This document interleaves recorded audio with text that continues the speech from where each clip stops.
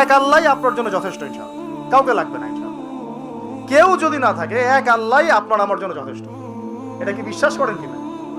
এই আল্লাহ পাকই আমাদেরকে বাঁচিয়ে রাখছেন, আল্লাহ পাকের হাতেই আমাদের জীবন, আল্লাহ পাকই আমাদেরকে খাওয়ান।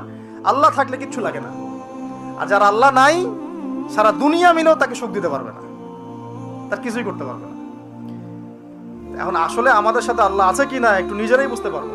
আসলে আল্লাহ পাকের সাথে আমার সম্পর্ক কেমন, আল্লাহ বলে ডাকলে বা আল্লাহর কাছে দোয়া করলে কি আমার ভিতরে কোনো অনুভূতি আসে কিনা, রাসূল সাল্লাল্লাহু আলাইহি ওয়াসাল্লামের নাম আসলে আমার ভিতরে কোনো অনুভূতি আসে কিনা, বুঝবেন ইনশাআল্লাহ। এটা আপনারা আস্তে আস্তে বুঝে যাবেন।